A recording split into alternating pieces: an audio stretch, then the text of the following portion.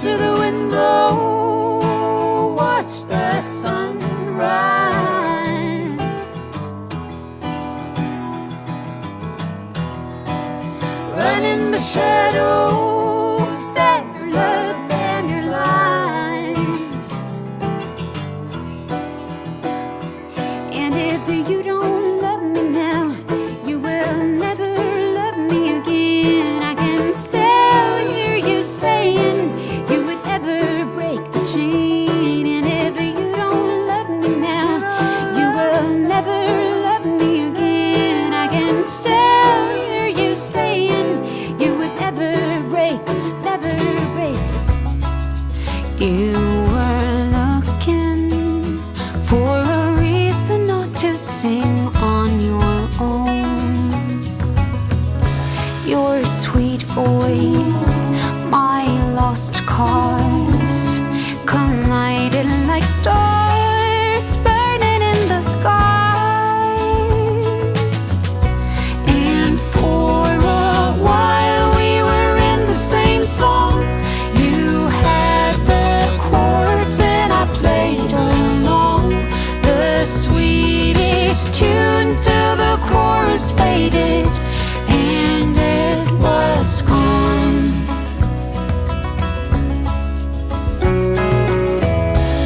So sorry. Oh, it's so good. It's so Okay. good. And we're so happy to be here, guys. I'm glad we connected, Tor and Marie, because you guys are critical darlings. You guys have won, the Norwegian Grammy. As people have gotten more exposed to your music, guys, it just keeps getting better. We've been listening to, Winter Passing, Vinyl and a Headache, and then the new stuff, right? Never Know Unless We Try, the Dua Lipa cover. Listen, amazing stuff all around. You guys are fantastic. So stoked to have you. Wow. You're Thank you. informed. Thank you for listening. Oh, absolutely, guys. So, before we get started, how are things in Oslo with COVID and the whole thing? Well, it just took a turn for the worse, actually, because we were doing pretty good, and then as fall set in and people started spending more time inside, it's gotten worse. So right now we just started a lockdown. So in Oslo, the capital where we live, there's nothing going on. All the bars are closed. There are no concerts happening. So, but Yeah. we just have to. We're in this together, and that's what's going on here right now. Yeah. Hearing you say this story makes me nervous because, you guys in Oslo and stuff are so much more organized than America. And I can't even imagine if we have a second wave, the kind of mess we're going to have. But all right. Yeah. Fingers crossed. Fingers crossed. Absolutely. Absolutely, Marie. Thank you. I mean, so the story of you guys is outstanding and it's so unique. You guys were together before the band Darling West started, which is pretty cool. And actually, you guys weren't professional musicians before starting, right? Right. We still earn some of our money doing session work still. Right. Well, at least it's doing music, so it's a very fulfilling way of living. Yeah. But our band project is the main project. So Yeah. Well, good. but we were a couple long before we started the band. But we had one trip up to the mountain once for a vacation and brought our instruments, and a song came out of that. And we just really liked the feeling to make things together. So this is where we ended up 4 albums after. Unbelievable. So it was like a moment, Marie, like where it kind of like it was like a breakthrough moment in the mountains. Definitely it was. Writing the first song together, we didn't really have that as a plan or anything. Just a melody came out while we were trying to jam a little. I wasn't really playing my mandolin very well, so I'm not sure if I should even call it a jam. But a melody came out of that, and on the next day we were picking blueberries on a little trip, and Tor came up with some lyrics because he got so grumpy that he had to pick blueberries. Sat down writing some lyrics instead, and I don't know, it's hard to describe, but the feeling coming out of that co-writing session, just it, we wanted more of that feeling together. Absolutely. It's like a magical moment, it seems like. That's amazing. Yeah, looking back at it now, it really looks like a magical, or feels like a magical moment. I don't know if it felt like that Yeah. in the moment. Well, if it was a movie about you guys, that would be an epic scene. Let me put it that way. You know, Yes. it would be really dramatic. So, oh man, that's awesome. So, guys, Tor, there's such a rich musical history of, you know, husband and wife duos. You know, you can go to, you know, Neil Giraldo and Pat Benatar, Paul and Linda McCartney, you know, Tim McGraw and Faith Hill. You can go down the list. Uh, is it hard being in a band with your spouse? And I say it because from my own, you know, marital experience, just the normal variables are tough, you know, the curveballs. So just wondering, you know, if that's that musical dynamic. Yeah, that's a very good question. And to be honest, I was super skeptical about starting a band since we were already a couple. And like you said, we all have those challenges. And for the first few years, it was quite difficult, especially in the writing process, because we would, if Mari was telling me to work more on some lyrics I had written, I would take it personal. I would get disappointed and upset because she didn't like what I had created. But then later, I learned to appreciate that it's all about the music, and she's only doing it to make the music as good as it can possibly be. So we've learned how to balance that out. And also, I think we're working almost best when we're on the road, because we have such a smooth way of sharing the different things that needs to be done. I'm the driver, and yeah, it works really well. Yeah, it was a thing to break in, I think, Yeah. and put away some of the pride. And but after getting over that little bump, it's been so enriching to our relationship, I think, because before that tour, and I a little was out traveling apart mostly. So this is a new life for us, getting to actually spend time together and doing something that we both love and have a very strong emotional relationship to. Yeah. That's really great. It's almost like you guys are like a rebirth, like a 2.0 as a married couple. That's really cool. That you have such good points. Yeah. Yeah. You're very perceptive. Very perceptive. No, well, listen, I think it's a fascinating story. It's unique. It's your story, so you don't see it that way, but it's wonderful. Thank you. Great. Well, thank you for sharing that. I want to talk to you about Norway for a second, just the music, because I mean, all the American artists, the Americana scene in Norway, all the Americana artists, you know, Oslo is a obligatory stop now. You know, it's like, you know, if you go outside the country, you gotta stop there.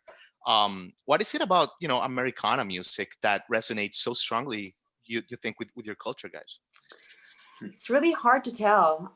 We haven't really figured that out, but we've been thinking a little bit about it. I think it's been a tradition to play Americana music from way back. I mean, I grew up to listening to country music in the car with my dad, and so did you, I guess. Yeah. Nice. And also, we had a lot of people moving over to the States around, I don't know. Like the last few centuries. Yeah, last few centuries. Yeah.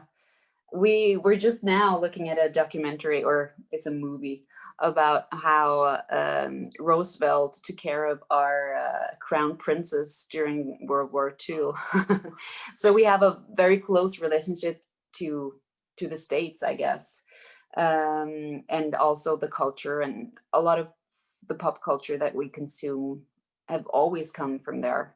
And we don't dub we don't do voiceovers on movies and cartoons and everything, so you hear the language from a very early age. Yeah. So I think that's also a thing for us, compared to like Germany and Italy and those bigger countries where they don't really understand the language that well. But most people understand American and English pretty well, so they can also appreciate the lyrics that comes from the folky tradition and Americana music.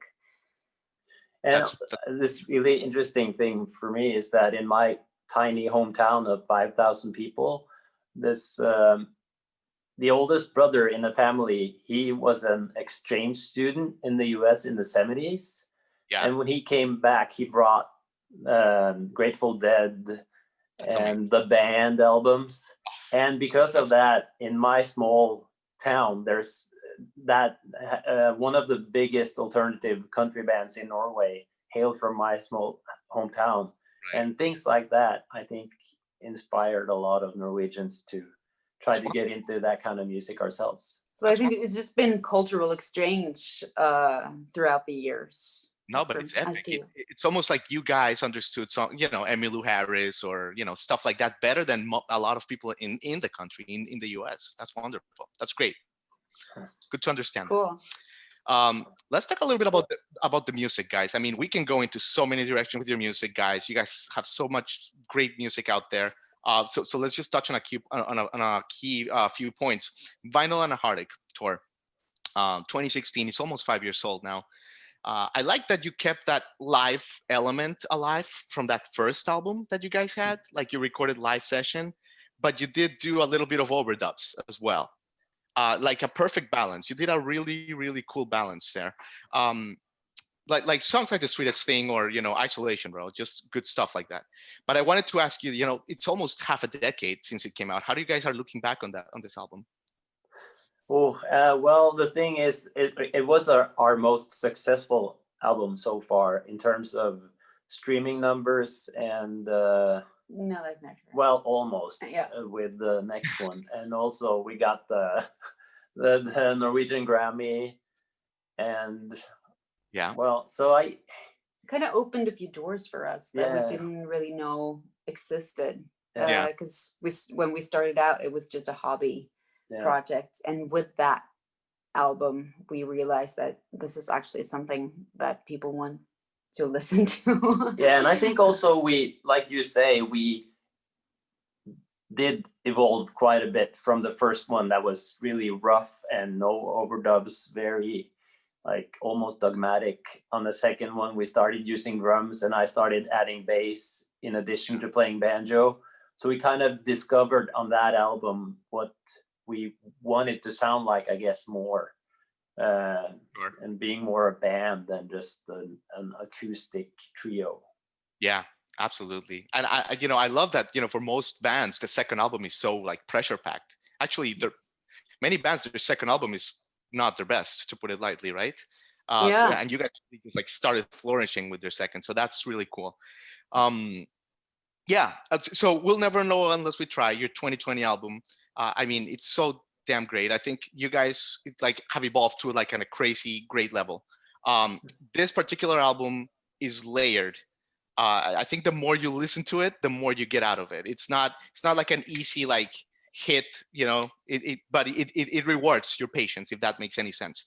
And I love, for example, how you start with Hey There, and then you also like close with When the Mountains Fall, and then in the middle you have this like crazy journey. It's just great stuff, guys. I'm getting carried away. I love how you talk about our music. Thank you so much for listening so closely. No. It's sorry. I just get on these rants because it was a whole emotional journey. We'll never know unless we try. People should really, really give it a spin. But I did want to ask you about the characters in some of these songs, the songwriting, Mari. Let me ask you. I mean, songs like 12th and Porter, for example, or Ballad of an Outlaw. I mean, from a couple albums there. Tell me how you develop these characters, these very unique personalities, because it reminds me of like Bruce Springsteen, Darkness on the Edge of Town or something. You really get into the minds of these people. Oh, that's cool. Actually, I have to admit that Tor is the lyric writer in this duo. So he's actually coming up with the characters, and I'm the one that portrays them, I guess. Yeah, but I'm a very slow talker. I have to think a lot before I talk, so I'm not the best at talking about the lyrics that I Yeah, write. so I can totally do it. But when I sit down and can just spend time with my thoughts, I can come up with a lot of stuff. Yeah, that's the beauty about Tor. He doesn't really speak that much, but whenever he sits down writing lyrics, it's like, is that all of that inside of you? You never speak about it. It's a great therapy for you, I think. Well, to answer about Ballad of an Outlaw, it is actually very it's a concise thing, because it's a story about a Norwegian outlaw in the 1600s in Norway that were roaming in the mountains close to Tor's hometown. He was banned because he accidentally killed a person, and he was banned to the mountains to live by himself and try not to get shot by anyone, because he was free game. And he lived like that for many years. The story goes like he lived like that for many years, and just a few months before he was about to be pardoned, he got shot in the back by a friend. Well, there was I think you had actually already been pardoned, but he hadn't gotten the news yet. And then a man came and got to spend the night, and he got food and everything in this kind of cabin where he was living. And the next day that man shot him. So it's really brutal. It's a murder ballad, really. And it's very American-like. And we thought it was fun that this is actually a Norwegian story, but it fits so well into it could be the Wild West ballad. Or anything, right? Yeah, absolutely. Yeah. Wonderful. I mean, we're all people. It's wonderful. No, great song, great story. Yeah, absolutely. So I have to ask you about the Dua Lipa cover, right? Because mandatory. It's such a great song too. You know, we are we love classic rock, we love Americana in this show and all that, but we are suckers for good pop, and Dua Lipa is one of the best pop albums of the year. And you guys killed it with this cover. You guys got the essence, and then you put your spin 100% on it. So just like tell us like where the idea came from. Was that Marie's idea, Tor? Like what was that about? It kind of was.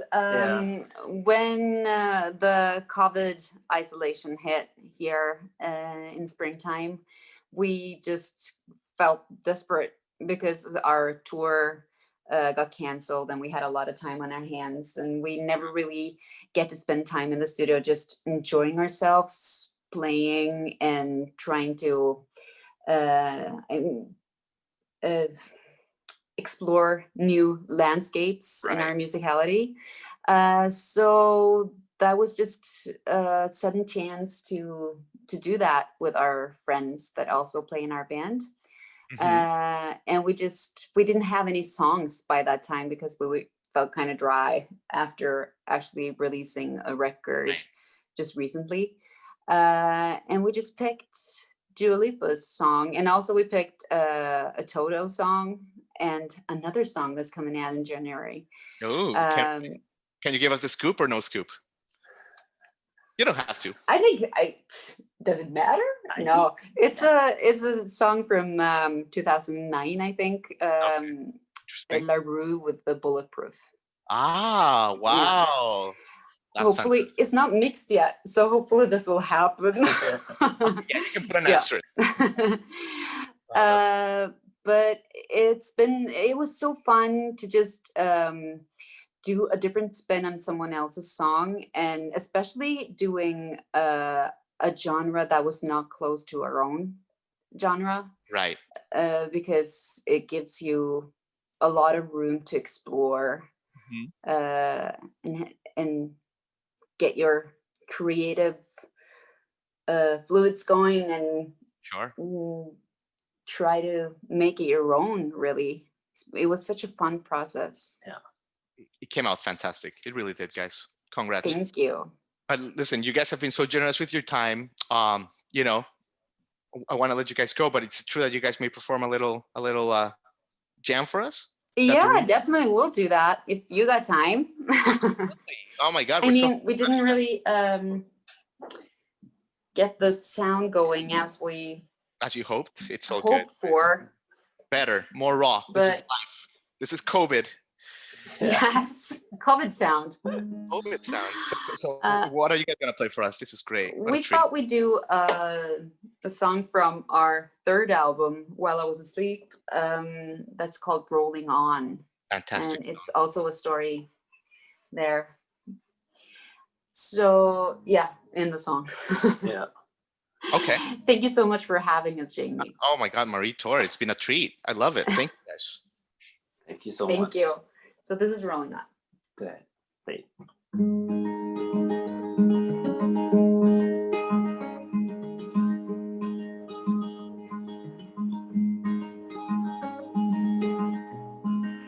Felt the house where it all began, left a blazing fire in a way I ran. Scars might heal, but I got no time to wait. Just make it rain before it is too late.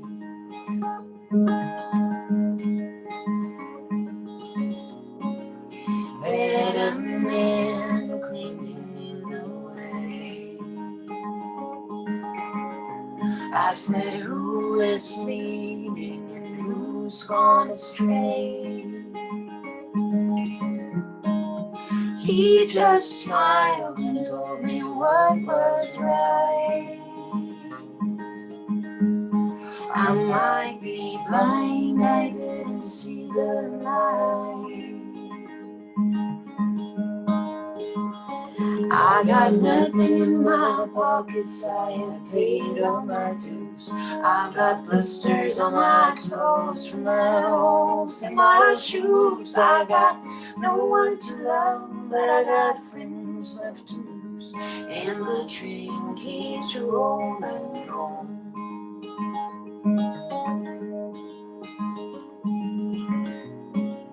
I will try to make it to the end. Could there be a way still for my soul to mend? I had felt the power of the few, fate and my guilt deciding what is true. I got nothing in my pockets, I have paid all my dues. I've got blisters on my toes from the holes in my shoes. I got no one to love, but I got friends left to lose. And the train keeps rolling on.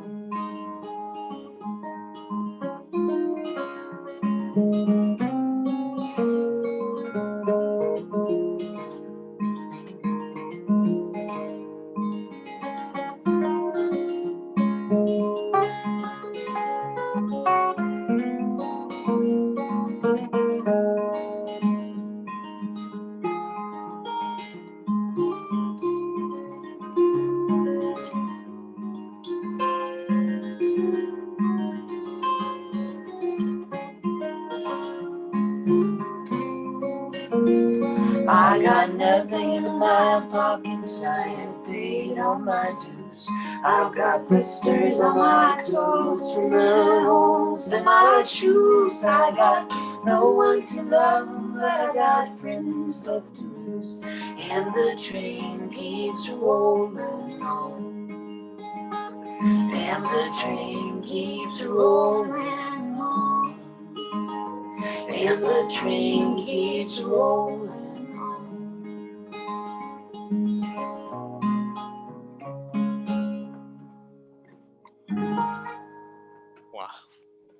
unbelievable, guys. You know, Thank you. they say that if you look carefully, there's miracles and things to be grateful everywhere. And the fact that you two guys, the universe put you together to give us stuff like that is something that, we don't take it for granted on this show, guys. Thank you so much. Thank Thank you so you. much, Jamie. Thank you That so means much. so Absolutely, much. guys. Absolutely. Have a great rest of your day. And, good luck the rest of your winter with the virus. And, I'm sure down the road when the world opens back up or something, we'll cross paths and we'll look forward to it. We really hope so. Yeah. Thank you so much for having us on, and Of just course. you're so encouraging, and thank you so much for listening. Absolutely, guys. Talk Thank soon. you. Bye. See you. Okay.